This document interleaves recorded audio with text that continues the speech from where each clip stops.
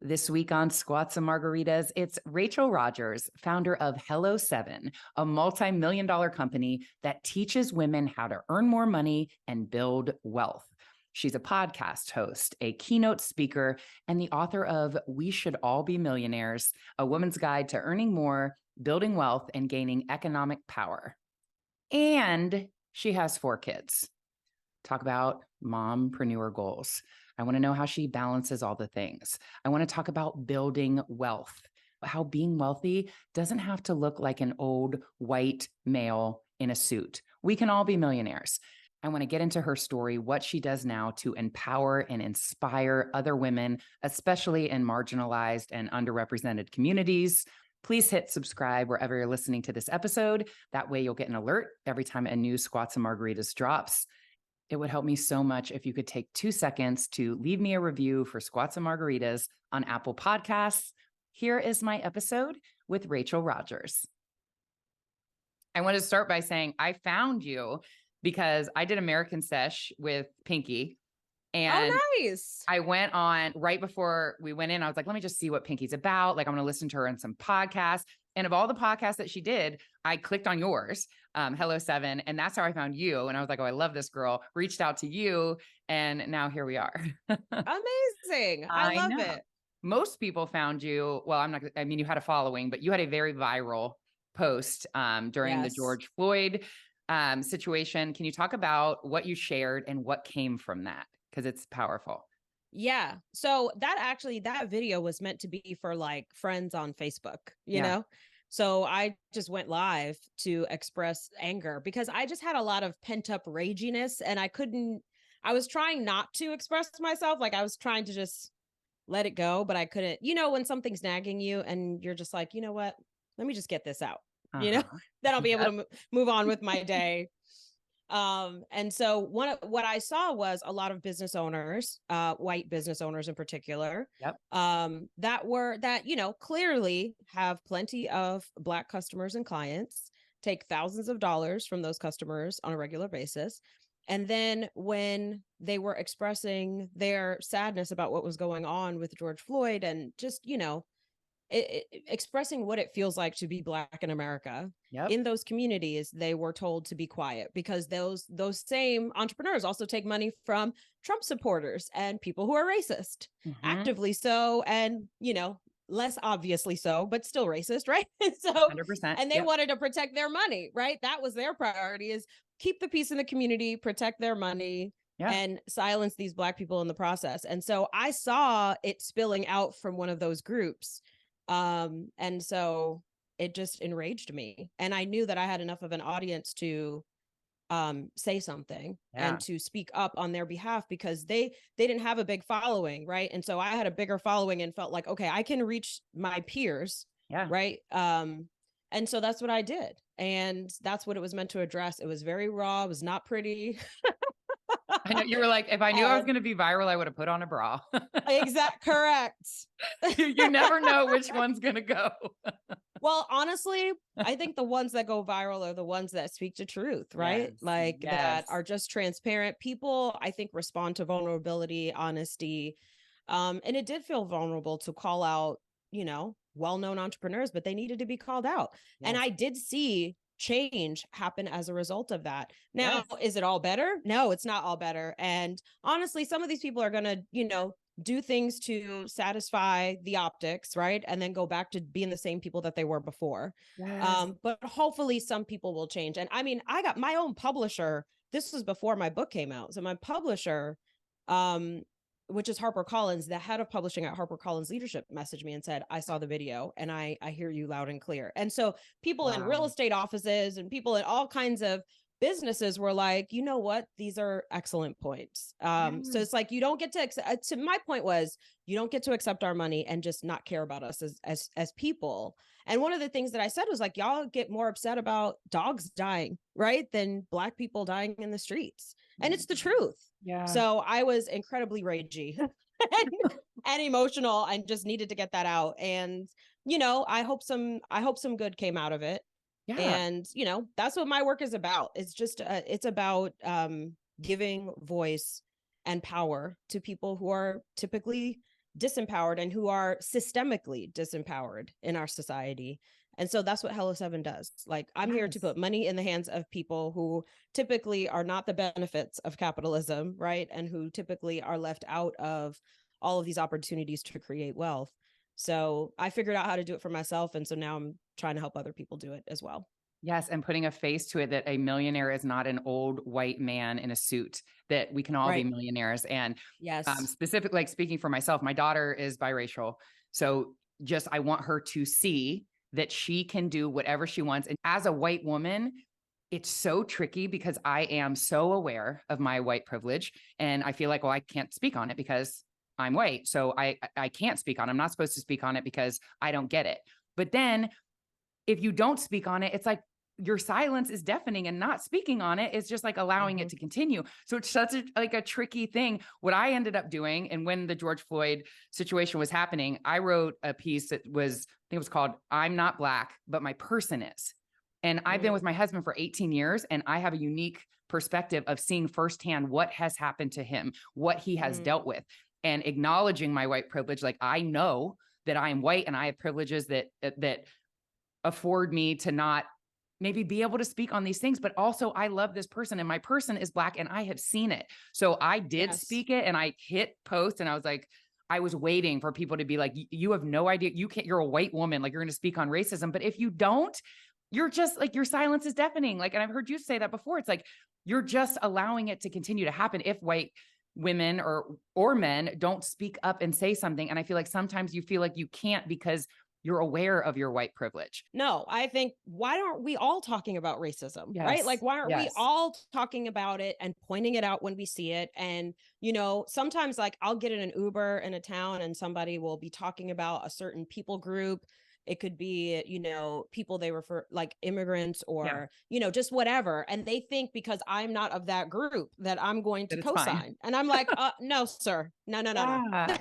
And I shut it down. Right. And I mean, I can't tell you how many times that has happened to me. And I'm like, am I a magnet for these conversations? Because I mean, I get an Uber tired from getting off a plane or whatever, trying to get home. And then I'm like, well, now I got to school this dude. Here we go again. Exactly. And that's what it is. To me, that's the work, right? Like, I'm going to check it everywhere I experience it. And wherever humanly possible, right? Because there are times where I'm just too tired, right? And I'm like, that's got to be somebody else's fight. And that is the point. Black women are tired, right? So I think it's important that white women speak up. In my own company, right? Like, we have a lot of Black people who work at my company. We have a lot of white people. We have a lot of people of color who work at my company. And when we've seen, you know, a white woman who is on the leadership team, who is, you know, acting in a way that is very using her white privilege, and maybe she's not aware of it, but we're gonna make her aware, right? And so, and I'm not the one to do it. It's the president of my company, who is a white woman, who's like, I'm gonna go check her, right? And that's what it is, right? Like, I'm not checking every white woman in the world, right? Like, y'all check each other, right? We tired. It just like saying you can speak on it. It like you're not like, I don't know. It's like, I want to say like, you're not allowed to speak on it, but I see why you wouldn't be able to. Like, just sit down. Like, you're a white woman. It's if you hard. Think about it, it's tricky. If you think about it, when we say I'm scared to speak out, what it's really about is like fear of what other people are going to say to us. And I think that can't be more important than speaking about what's right. Right. So like, I'm going to speak out about what's right and let the chips fall where they may. And if my business is destroyed or somebody comes for me because I'm speaking out, let it be. Right. Like, that's what needs to happen, because I feel conviction that I have to do what's right, regardless of what the circumstances are, what the consequences may be. And I think when you operate that way, you just feel peace, right? When you squash yourself or you silence yourself for the sake of, I don't want these negative outcomes to happen, so I'm going to just stay safe and be quiet. We're part of the problem. We're continuing the problem to happen if we don't speak up, if we're never willing to lose anything. And that's what it means to be anti-racist. It's not a passive thing. It costs you something, right? In a society fueled by racism, it costs you something to be anti-racist. And if we all do it together, right, then we start to see change. And I think we are seeing change. Not enough, certainly not fast enough. But we are starting to see some, right? At least when I was growing up, nobody talked about racism publicly, right? No. This was not public discourse. We didn't talk about it at work. We certainly weren't talking about it on radio shows, right? Like we were not talking about it in public discourse. Yeah. Now, I think people feel a lot more free to speak about it, and it's become something that we're going to talk about every day, all the time. And I think that in and of itself is progress, even however slow and irritatingly slow and devastatingly slow that it is. At least it's starting to move. And I think it requires us to constantly speak up, and to speak up even when it costs us something. You know, even if I got to get kicked out of my Uber now, and now I got to figure out how the hell I'm getting it to my home, another one. I'm shutting it down. Right. Exactly. Yes. And I love how you just said, like, you're on the right side of it, just speaking on what is right. And it's not so much like worried that you'll lose something. For me, it's like, I know that I think when you just acknowledge, I have white privilege, I understand that what I'm saying, I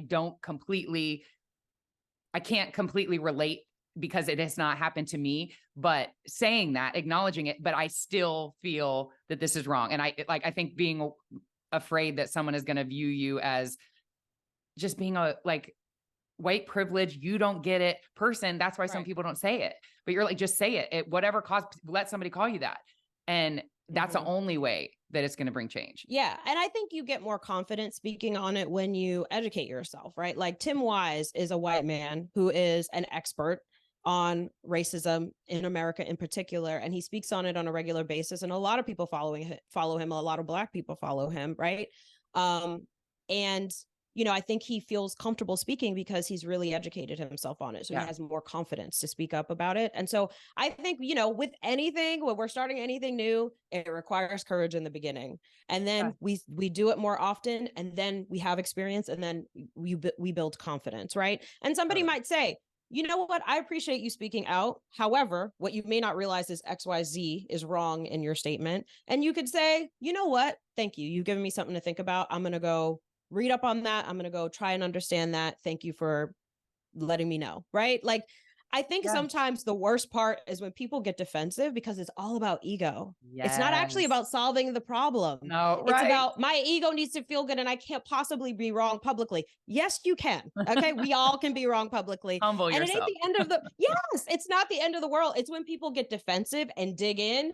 That's when they get canceled, right? That's when there's a big fight over it, right? And they only attract more people piling on. But when you're willing and open to learn, I think people are willing to teach, you know, and people are willing to give some grace when you show that you actually care enough to humble yourself. I want to go back to the beginning. Everybody sees what you're doing now. Growing up, you could say finances weren't consistent. Yes.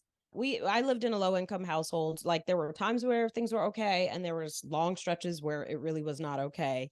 And you know, we had our lights go out. We had times where we didn't really have any food in the house. And my parents both worked, but it was just like trying to keep a job and make enough for the living expenses and all of the things with two kids was really challenging. And they would get laid off when the economy was bad. And then, you know, they would be in between jobs, or they used to have a good job. Now they got a bad job that's not paying very well. Right. So it's just, there was a lot of ups and downs, and there was a lot of turnover in their careers. And all of that led to, you know, financial distress. And of course, you know, it's all systemic. It's designed this way. Right. And my mother's white, by the way, and my father's Black. So I grew up, you know, I'm biracial as well. That's my daughter. My daughter. Yes, so similar to your daughter. And I think it's so interesting. There are some activists, right, that were and well known that were biracial. And I think sometimes when you have proximity to whiteness and you are a Black person and experience what it means to be Black, the dichotomy is so in front of your face. You can't ignore it. You can't not speak about it. It is just, and it's not like other Black people don't know, but it's just when you see the inner workings of a white household, like going to my aunt's house for holidays and seeing what that looked like versus going to my other aunt's house on the Black side and seeing how that looked, right? And just being like, why is that actually? Like, why are they so financially well off and they are so not, and grappling with issues that over here they never have to deal with, right? Why is that? You start to ask that question even as a very young child before you even have the language of what is racism, right? And so it becomes crystal clear. And I mean, I've watched my father experience racism. I've witnessed so many different things. And my father, got pulled over when I was a kid. When I was, yes, a baby, because he was in the car with my mother, who's a white woman, and cops pulled him over to ask her if she was in distress. Wow. And she's like, no, this is my husband and this is my child. The hell are you talking about? Yeah. Oh my God. This is kind of the things that they experience. But anyway, yes, we were low income. And I think seeing that, I was like, okay, so money, that's a thing I need to understand. That's the thing I need to know how to get, because that seemed to be the solution to all of the problems, right? Like the electricity guy will come to our door and turn off our lights if we had money to pay the bill, right? We'd have food in the fridge all the time, not just some of the time, if we had money. So it just became clear to me I needed to learn how to make money. And then I also saw that there was a connection between doing well in school, getting a good job, and making money. And so I was like, okay, I'm going to go down that path. I'm going to do well in school because academics is something I'm good at. And I'm going to figure out how to make money. So that was a priority to me, even as a kid, because of just what I saw in my household. But that probably drove you to be the millionaire that you are, because had you had like this cushy, like middle class upbringing, I wonder if you'd be as driven to be like, I don't want this. I'm out. Like, I'm going to apply myself. That set you up, I feel like, yes, to be what you are now. And like, had you had a different lifestyle, like maybe you wouldn't have had the drive to build what you've built.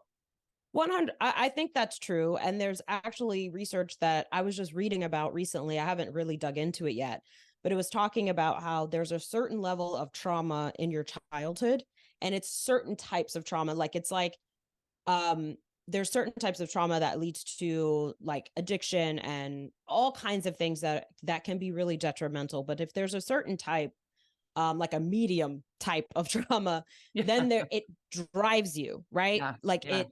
It basically, you become a very high achiever with that level of trauma. And it's so interesting.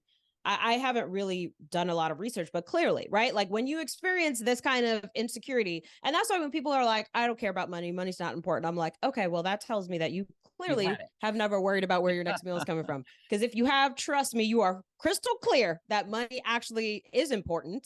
And it's not the money that matters the most. It's what you can do with the money. It's the freedom, the community, the way you can take care of your family and yourself.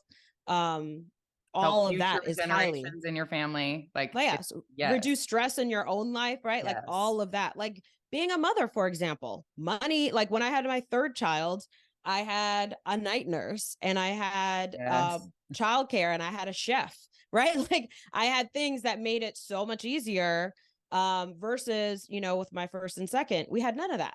Like it was all on us. So being able to have help, all kinds of things, obviously, that can make your life better, can happen when you have a certain amount of money. So clearly money is important. And then you go to law school and you like negotiate your financial aid and get in. You were hustling from college, and then you come out of law school and I know you clerked for a judge, but then you were like, instead of going to a law firm, you created your own. Why do that? Like, talk about that. Well, because law school was a traumatizing experience, honestly. I went to a school where I was one of the very few Black people. I was a part of BALSA, which was the National Black Law Students Association. And so I was able to go to like events and be involved in an organization where I got to see a lot of other Black law students, but that was not my daily. My daily was being at a law school where, 90% of the student body was white. So there's not a lot of diversity. And because I was one of the few Black students, I became the poster child for the school. And I didn't realize this at first. I was like honored when they'd ask to like take my photo or include me in a brochure or something like that. And then I started to see those pictures everywhere, right? Like in all of the marketing materials, on the website, blown up photos, literally in the hallways of the law school. And I was like, oh, I'm the poster child, literally. Literally, you're on the poster. Yes. Oh God. Right. But anyway, so I also just found it to be, I don't know, lawyers. It's a industry that's rife with issues, clearly, by the fact that, so many, the percentages of lawyers that have substance abuse addictions, right? And like, it's not a sustainable career in a lot of ways. I hope it's becoming more sustainable.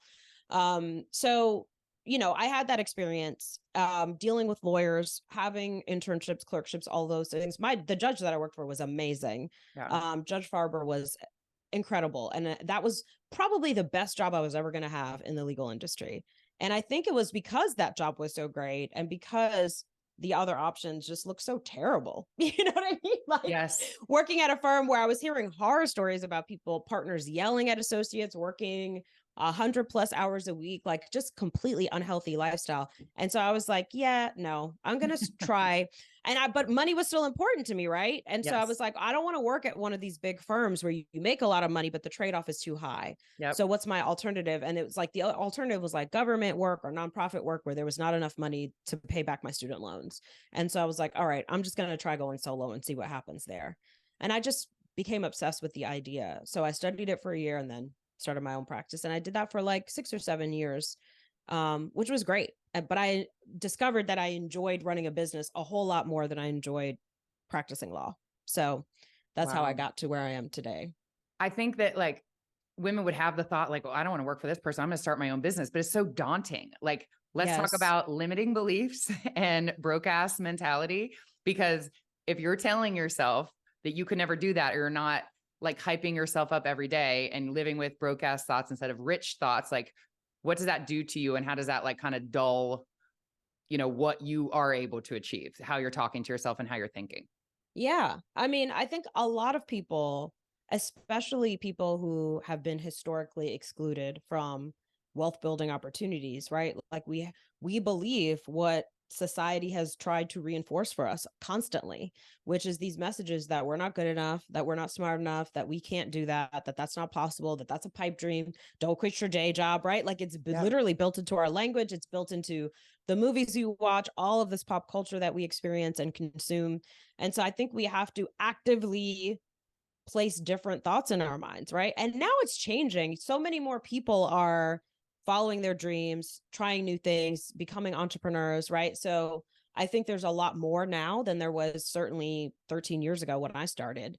But I think it's very important that we change the mantra in our head. So if the mantra in your head is like this dream that you have, we're scared to even dream in the first place. We're scared to dream. Yeah. And then once we do have a dream, we're scared to say it out loud and to name it. We're scared to act on it, right? If we won't even admit it to anybody else, how are we going to act on it, right? So, all of those, whenever I see those like memes or those like quotes about like, act in secret, or like, like don't tell anybody about, just like work on it and then pow, like come out with it. And I'm like, I don't think it actually works that way. I think the way that it works is you need a community of people supporting you and saying, yes, you got this, cheering you on, believing in you, reinforcing to you that you can do it. Because even if you believe on Monday, by Thursday, you're like, this ain't gonna happen. Yeah. I mean, literally, it happens to me. It happened to me this week. I had a call with my best friend. I think it was on Saturday or Sunday, where we were like talking about like just solutions to business problems. And I had this idea and I shared it with him and he was like, that's a great idea. And I wrote it all down. I was so hype about it. And literally by like later in the week, I was like, this is going to be too hard. It's not going to work. Right. And it's like, you need people to be like, no, we're not doing that. We're not giving into those thoughts. So I think community is very important, but I also think reframing those thoughts, like, I'm never going to be able to do this. Don't say that. Like, this is challenging and I can still do it. Right. Just change the language. It doesn't have to be so. I feel like we're very dramatic in our heads, right? Like there's so much drama and it's always like, it's going to be a catastrophe. This is a shit show, right? Like we use so much language that is so dramatic and everything is going to go bad. Right. Yeah. And so I think talking to ourselves and in a way that's like believing in ourselves is very important. I used to have a very mean girl in my head. And then I just started practicing this, like changing the thoughts and literally write down what I say to myself all the time. Yes. Like, you look ugly, or your hair's a mess, or you look fat, or, whatever, just all kinds of things that were meant to hurt my feelings. Right. Yes. Punish yourself. Yeah. Yes. And changing the thoughts in my head. Right. Yes. And reframing that language. And this one day I woke up and I'm like, wow, I don't talk to myself like that anymore. You change the neural pathways in your brain to like believe what you've conditioned it to believe. I'm so glad you said that. I was obviously not planning to get into any of this, but I speak on that. I have a foundation for teen girls struggling with body image and self-worth. I struggled for 15 years with bulimia, anorexia, having no self-worth. And now I have a son and a daughter, but more specifically, I look at my daughter and I will not let her struggle like I did. And I speak on this a lot. We hype our daughters up and we get that part right. And we're like, you're beautiful and you're strong. You're the prettiest girl in the world. You're all this. But then if you're in the mirror, like, ugh, like I got to lose 10 pounds. Like I interviewed Kenya Moore and she was like coming up in like the pageant world. And as a Black woman, like I was a little bit curvier. And, I always just kind of like leaned into that and I was confident. So I never really like thought about what I said to myself. She's like, the other day I'm getting in the shower and she's like, I just had this routine where I step on the scale and I always step on the scale before I get in the shower. And she's like, I'm in the shower and I look over and my daughter's like on the scale looking down at the numbers. She was like, oh no, we are not. And she's like, she's 3 years old. She doesn't even know what she's looking at, but she's watching you. You are modeling what a woman should be, what is important. And if you're on the scale every day or talking shit to yourself in the mirror, it doesn't matter how much you're hyping your daughter up. She is watching you. So it's how you talk to yourself. And if you feel weird hyping yourself up or talking to yourself like that, think of what your daughter is seeing. And if you wouldn't say it to your daughter, don't say it to yourself because she is watching you. Yes, and that is so important. Like, and if you can't do it for yourself, do it for her and what she's watching. And that just makes me think back, like you are showing, like, it's like, why not me? Like you're doing it. You're doing what you're doing. I have this whole vision for my brand and my foundation. I'm not like scared to speak out exactly what I want it to be. Where I doubt myself is investing in myself financially. And it's like, as soon as I have to like right now I am doing every single thing for my show, like, because I will not delegate or I will not hire because I'm like, oh no, like spending money, or it's like, why not? I don't know. That's why I need you. Like investing in myself financially feels, I like have to save it. Like well, let's say I had a great referral for you for somebody who could do whatever it is that you need that would take a bunch of time off your plate, and it was going to cost $1,000 a month. Would you spend that money? It hurts my stomach. Like I'm like, my initial reaction was like $1,000 a month. Yes, I know that I should. Being an entrepreneur and finally making money, because I wasn't for so long and just hustling. Now I feel like I can't spend it. And I understand like I'm never going to grow or scale or level up unless I spend the money to do so, because freeing myself up to actually create and do the things that I need to do would benefit me. But I am editing and I am like doing admin. Well, here's my question. Why can't you spend it? Like, what's the thought? It'll go away. Like I won't have it anymore. Like I'm being so like, okay, so let's assume that happens.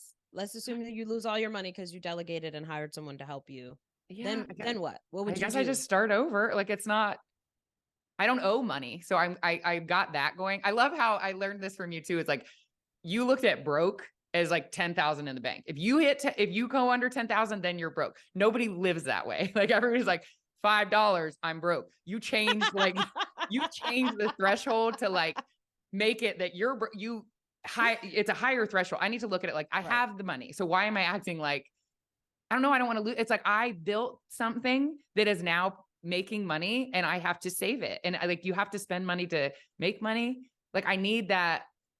And it's investing in myself. I believe in myself, but why can't I financially invest in myself? Like I'm afraid I'm going to lose it, but I guess if I lose, I start over. Like, so what? You just have to do the same thought experiment, that the work that you've done around your loving yourself, right? Yeah. And your body image and all that. It's similar work around money, right? And worthiness when it comes to, I am worth spending money. I am worth saving time, right? I am worth having help, right? It comes back to those issues of worthiness, because I think we're just like, but I can do it. So yeah, why do you have to do it? That's what it is. Why do we always have to dump every single thing on our heads and be like, oh, well, one more thing. Sure. Dump it on. Right. Like, I'm a martyr. If there's no consequence. Exactly. It's validation. Look at all I do. Like I did all of this. I built it myself. It's like, oh, well, you had help. That's what I do. And I, even in my marriage. But see, that's a worthiness thing too, right? Because it's like, oh, because I did all these things, now I'm worthy. Totally. Yes. And it's like, I say, even in like my marriage, I'll be like, not asking for help. So I'll be like, oh, I got it. It's fine. So I could go to bed being like, I killed it at work. I did all the stuff at home to have this validation that I am worthy as a woman. I validate myself by all the things that I do. And if I delegate, then I didn't do it. And then it's like, well, who even are you? Because everyone helps you out. You have somebody cooking the meals, or you have somebody watching your kids so you can work. I have that. And I'm self-aware enough to know that I have it. Think about that, right? Like, who even are you? Let's find out. That sounds like an interesting question. Who could you become? Are you a right? coach or something? This is What could be possible, right? Like let's discover who you are. And I think it's worth doing that process of saying like, okay, this decision of delegating, right? Like, okay, I want to delegate this specific thing. Mm-hmm. How will it benefit me? What will be possible if I delegate, right? And going through and listing out like, what will I be able to do? What will I have the time for? How will I feel every day, right? What will it afford me? And then having a list of like, okay, what could go wrong? Let's look at that too. And I think if you look at it practically, you're going to see what's more likely to happen is all of the good things. And there's so many more good things that will happen than bad things, right? Like, let's say the person doesn't work out or they're not as good as they said they were. Cool. You spent 1 month's worth of $1,000 to learn. Okay, now I know what I'm looking for. Now the next person, I'm going to look for more experience, or I'm going to look for these characteristics because that's what's going to be successful. Great. Now I've learned something. So like, to me, every time you make that investment in yourself, you're either going to learn something valuable that's going to help you going forward, or or you're going to have success and you're going to win, right? One or the other is going to happen. Yes. You learn There's or no you losing. Right. That is such a great way to look at it. When you were talking, my answer is, now that I have money on something that I have built, like I have a lot of pride in, like, Squats and Margaritas was nothing. It didn't exist. Like, I built something and I have this money, and now I don't have to, I know that it's our money, but I don't have to run anything by my husband. And it's like, if I lose this money, I don't want to have to be like, do you think, I love that I can buy something that I want to buy, or I can hire someone. I don't want to lose it. Yes. Autonomy. I don't want to lose that and have to be like, and I know that it's our money, but I have pride in what I have built, and then I don't have to have a conversation. So I don't want that I don't want to lose it. But you talk about this too. It's like broke ass decisions. You're trying to save money in the short term, but you're like screwing yourself over in the long term. Like, talk about making $1 million decisions. Well, $1 million decisions create abundance in your life, right? They open up opportunity, right? They allow you to step into your next level. They don't make you feel like you're shrinking, right? They make you feel like you're expanding and you're opening up. And this is what men are literally trained to do in our society. And women are trained to make broke ass decision. Cut coupons. Oh, do you really have to buy that lipstick? Oh, how much did that thing cost? Make sure you look beautiful, but spend zero money on beauty, right? Like, so much bullshit messages to women around spending money. And it's like, no matter what, the message is, you lose. If you do this, you lose. And if you do that, you lose. So every scenario, you lose, right? So we have to just say, screw all of that.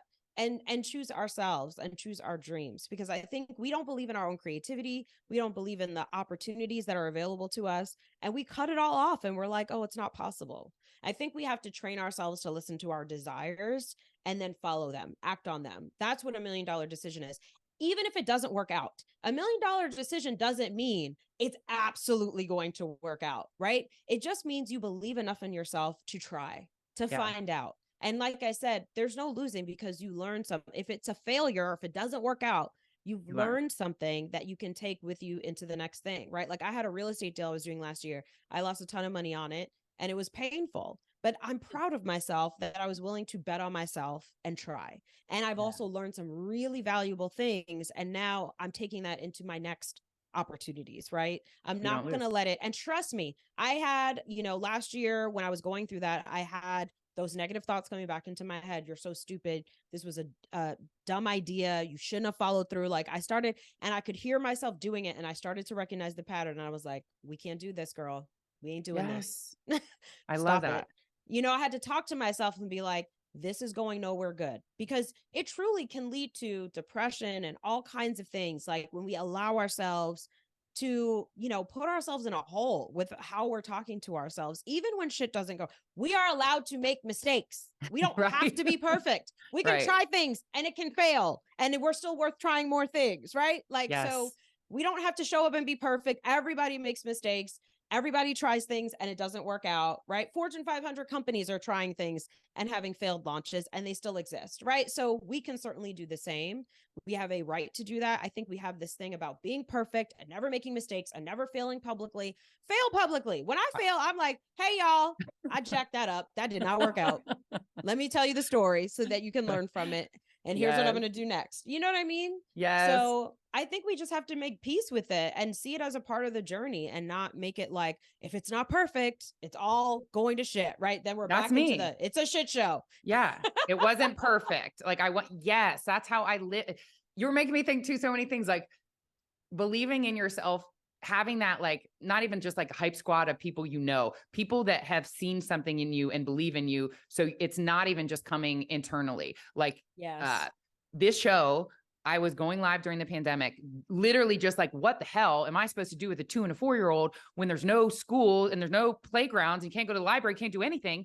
And I was just like raging out about that. And people would come live with me and be like, scavenger hunt, have them find a squirrel, have them find a stop sign. I'm like, yes. So I made a talk show with no other like agenda, just being my authentic self. And there's power in that, because it wasn't an audition. I was doing this for like, I don't know, say I'm doing it 6 weeks during COVID. And a program director in Washington, D.C. was watching me every week, called me and gave me a show. And it just takes one person to see you and believe in you. And I go back to that too, like with the show, it's like, no, she saw something in me. Pinky, when we did American Sesh, let's just say I did not look the part. And we're walking in. I first was like, I didn't think I even got it. You know, the whole thing she does with the sesh, she sends you a couch. I went to my husband. I was like, I have goosebumps now. I was like, I got a couch. And I was like, this isn't right. Like, I doubt immediately. I was like, this isn't right. Like, ludicrous.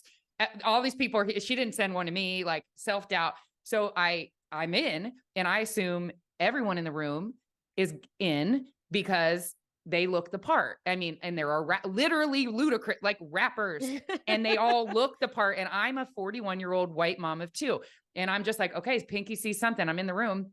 We're talking. I'm sure everybody's like, are you lost? Like, what are you doing? And in my head, I'm like, no, I belong here. I belong here. Rachel, they walk in and they're like, we're miking talent, so we need Aaron. And I'm like, I stand up and I'm like, what are you? They're like, are you on it? And I'm like, yeah. And they're like, we're spectators. We flew in to be in the room. And I was like, like her believing in me and seeing me and putting me on it. These people weren't even, I'm just assuming like, okay, we're all here. And I'm like, and they all looked at like, damn, you're on it. And I thought everybody else was, because I just assumed, because I didn't look the part. You have to go back to like, somebody sees something in you. And if you can't hype yourself up, like Pinky seeing me and the relationship that I have with her now, because she saw something in me, that radio station program director, go back to that. And like, if you can't invest in yourself, like there are times in your life where people have seen something in you and invested something in you. So I will go back to that sometimes. I think that's so good to like review your wins, right? Because when you're trying to do something that's really hard, or you feel like it's going to be challenging, or you feel like you're not good enough, you can go back and say, well, I've done hard things before. What have I done? Right? I went to law school. That was really hard, and I got through that. I did this, or I did that, right? Like go back and look at previous wins and previous things that felt hard, and like you couldn't do it and you did it, right? And so then it's like, oh, so I've done hard things before, I've done challenging things before, I can do this too. Yes. You know, look at your wins. I think that helps. And I think that's why a community is helpful too, because the good thing about having a squad is they're going to remind you of those wins, and they're going to hype you up and be like, what do you mean? Of course you can do that. Stop saying that. Right. And they'll come with all their evidence and receipts of all the things that you've done in the past, and you do the same for them. And it's a beautiful thing, you know, and it's how we keep ourselves going when it gets hard. It's not that we don't have fear or we don't get discouraged. It's that we have people around us to support us and encourage us when we're in those places. And I think that helps you to keep going and to not have these periods. And even if you have a feel your feelings, lick your wounds for a little while, and then get your ass back up and go do the things that you know you want to do. Right. And don't quit on yourself. Yeah. And just like being vulnerable and authentic, like you are, like, well, that didn't work out. Like, own it. Like that failed. And just say, like, that's where people like gravitate to you, because you're just real. And it's not like, well, like, I'm not gonna tell anybody that didn't work. Like, say it. Like, that's how you build community, because people see themselves in you, and that's what you have built. I feel like I should touch on, if somebody's the opposite of me, once you become not even a millionaire, once you have money, you feel like you have to flex and you have to like show what you have, and you have to like buy the things. How do you train people to earn money and not spend the money? Yes. Well, there's a couple of things there. On one end, I'm not the type of person, I'm not the personal finance guru who's going to tell you never to spend your money, because I feel like we deserve to spend our money. We deserve to have nice things. We deserve to see our desires met. And I don't think there's anything wrong with that. So I'm not the person to be like, don't buy those shoes, or don't buy that house or don't buy that car. Buy it all if that's what you want, right? But just be strategic and smart about it, right? Like, don't put yourself in a bad position buying things, and don't do it to fill a hole, right? Do it because it's fun and it feels good to you and you feel good getting in your car every day. Don't do it because you want somebody else to see you in your car. Do it because it feels good for you to be in, like, you know what I mean? Like, you just enjoy having that nice thing, right? Do it for yourself, right? Not to flex for people that you don't even like. What the hell's the point of that? You know? But I think it's exactly what you said, like making sure that you have a safety net, protecting yourself, right? Financially, I think is very smart and necessary. And I think we have to not shy away from it. So it's kind of, to me, one of the first exercises that I encourage people to do, and this is one of the chapters in my book, chapter 6, is called $1 Million Vision. And it's like, okay, well, what's all the things you want? Well, I want this car and I want this house and I want these kinds of clothes and I want to hire a personal trainer to work out with me. And I want whatever else, right? I want to go on trips, or I want these things for my children, right? Okay, great. How much does all that cost? Like, figure out what is the monthly cost for each of one of those expenses, right? All right. And how much are you earning right now? And then identify the gap and then start brainstorming, what can I do to close that gap? I don't believe in like, and part of that list should be savings that you want, investments that you want to be able to make. All of that is included. That I've been doing this exercise on myself for years, right? When I lived in my tiny little house and I wanted a nice house, but I couldn't afford it. And I wanted to send my kids to extracurricular activities, couldn't afford it. So many things. And it's like yesterday, I just signed up all 3 kids for all of these after school activities. And when I saw the price tag, I was like, geez, it was like $3,000 for like, just for this semester for 3 children for all their different activities. And I was like, I paid for that, like not even thinking about it. And I remember when I would be like, oh, I can't do that. Right. Like, or like only one child can do it, or no one can do it.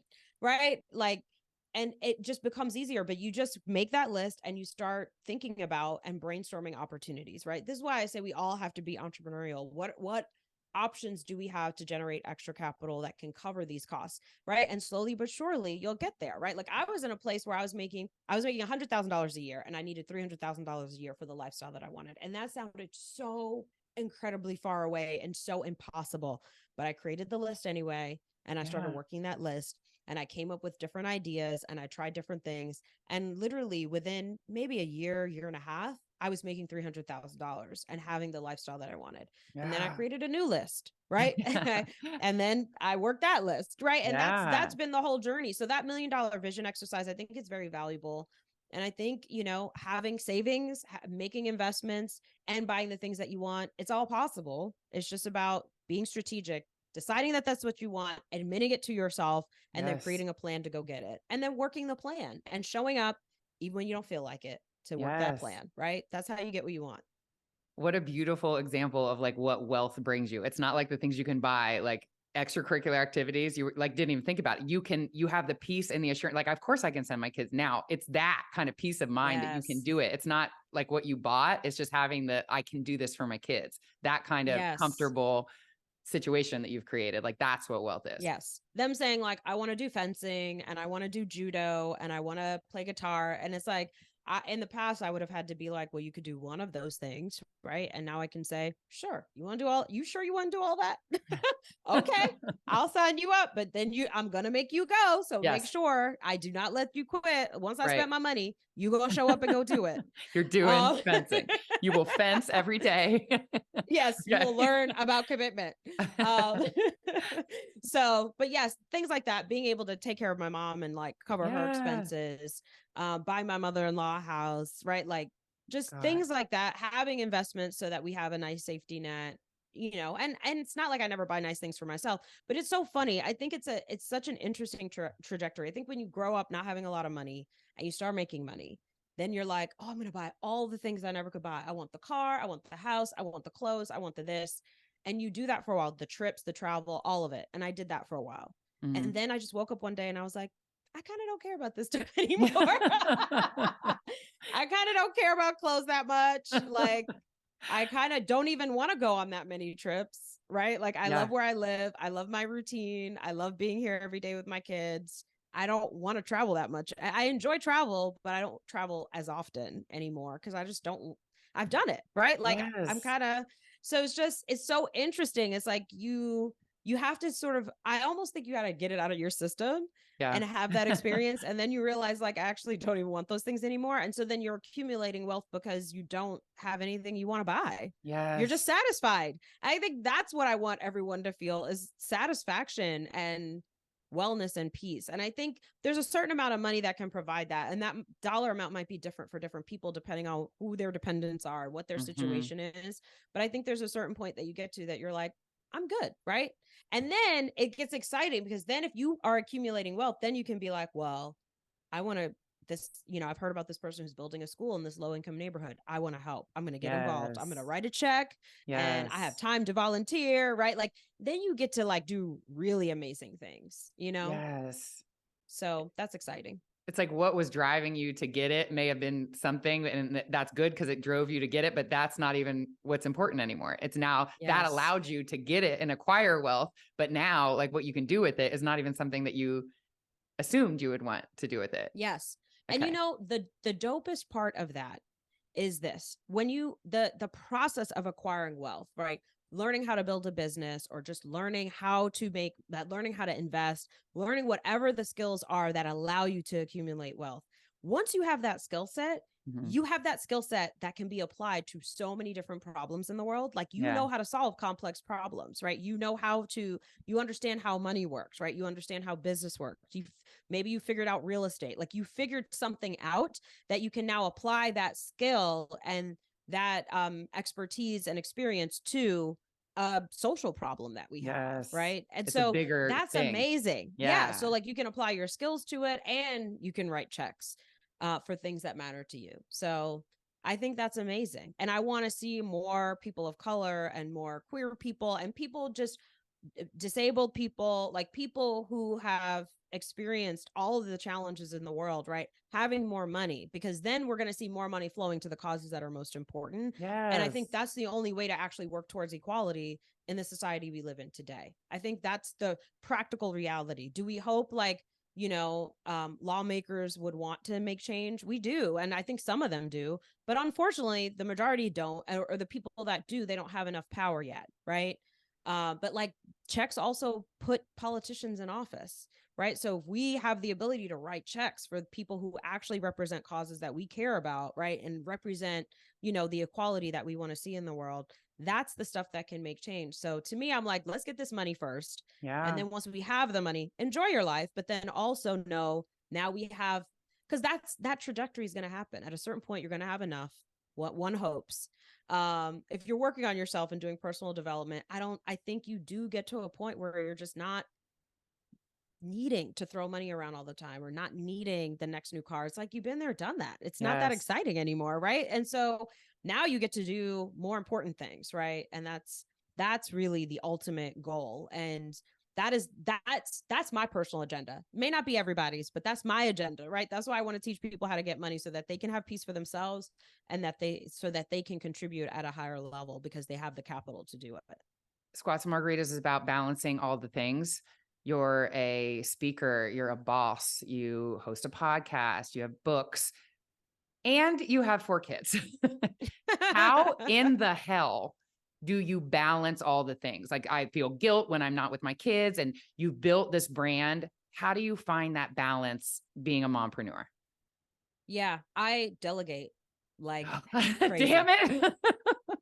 That is the key. Okay. So I have help at home. I have help, like I have, 25 employees in my business, all full-time employees. And then we have contractors too.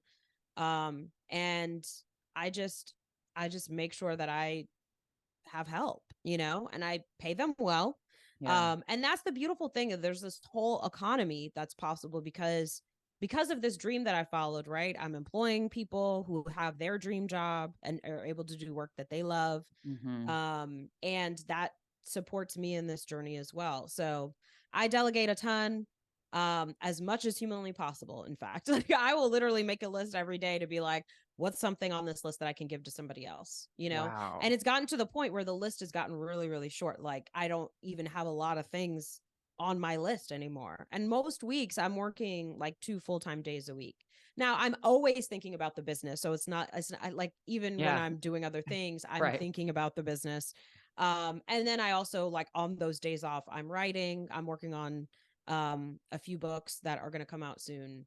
And then, just thinking about the future of the business, making plans for the business and things like that on those days off. So thinking time, I think, is really important to the future of our company.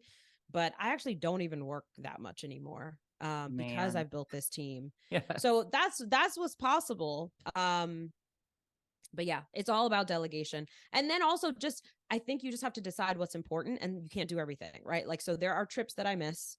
There are opportunities that I say no to, even though they'd be amazing, because I don't want to miss something related to my family, right? Or I'm just too tired. I just came back from another trip. I'm not doing another one, right? Yeah. And I just went on a month-long sabbatical. Actually, it was more like 6-week sabbatical this summer where I didn't really work at all for 6 weeks. So I give myself breaks, and I give myself thinking time. So it's actually, I have more balance than I've ever had in my life. I actually now do 2 workouts a day, which I never had time for before. I just finished leg day. I literally came right off of the leg machine right into this interview, right? And that's the other thing too. I will tell you another way to fit a lot more stuff in. Stop feeling the need to be cute. Well, I got that down. If you release the need to be cute, because I used to be like, well, I got to put makeup on and I got to get dressed and now I'm like, look, I'm in my workout clothes and we're going to do this podcast, because otherwise it would never happen. Yes. You know what I mean? Yes. So, but you're winning. Like this is what tangible advice. Stop worrying about being cute. Stop trying to do all the things and to validate yourself on all the things that you do. I need to delegate. It's so hard for me, especially like, I can't be present. It's like you said, you never stop thinking about it. I can't turn it off. Like I'm thinking about an interview or a blog post or like, ooh, and I'm with my kids, but I'm not, like, admittedly, I'm not there. Like it's so hard for me to turn it off because there's too many things, and I won't delegate because I know I will micromanage the shit out of whoever I delegate to, because it's like my baby and I've been doing it for so long. How do I trust that they're going to do it the right way? Yes. There was a book years ago that liberated me and it was written by 2 lawyers, if I remember correctly. And it was called Good Enough is the New Perfect. Ooh. And it was about like the balance of career and motherhood. And they talked about, like, the example that they gave was when a mom goes on a work trip or she's going away with her friends or whatever, she's not going to be at home. And she leaves a long to-do list for her husband and instructions on everything. And I want everything done this way. And she said, throw out the list and let it go. Let go of control, because the more that we control, the more that's on our to-do list, right? So by delegating, I have to release control. Does that mean I lower the quality? No, I can say, here's the standard that I'm looking for you to meet. I got to train them, create systems so that they can do it according to the standard, right? But also let go. And like my kids, they look forward to when I go on a business trip, because they're like, oh great, we're going to order pizza and Chinese food and we're going to watch movies that mommy would never let us watch, right? And who am I to rob them of that opportunity? That's their father gets to have those bonding moments with them, just like I have certain things that I want done in our household that get done. So I think sometimes we want to control too much, and that's why we have so much on our plate. But if we're willing to release control and not have it all be perfect, we actually will get so much of our time and peace back. And so I think that's a part of the journey too, is just letting go of control. Beautiful. Sadly. Yeah. Okay, fine. This has been so fabulous. We like hit on so many things I didn't even know we were going to get into. If people want more from you, where can they find you? Find me on Instagram, Rach Rodgers ESQ. That's a great way to find me. And you can check our website, hello7.co. And talk about your podcast. So we have a podcast called the Hello 7 Podcast that you can subscribe to. And I interview other entrepreneurs and do some solo episodes as well. And we have a whole bunch of new episodes coming that I'm very excited about. And if people are looking to like build wealth and they are entrepreneurs, are you still taking like coaching clients, or has that already like, are you? Yes. Yes, okay. We are. So I have something called The Club, and it's our coaching community where we teach people business and entrepreneurship. We have a beautiful community that if you need a squad of people cheering you on, this could be an amazing squad for you. And coaching. So we do live coaching every week as well. And you can find that at hello7.co/club.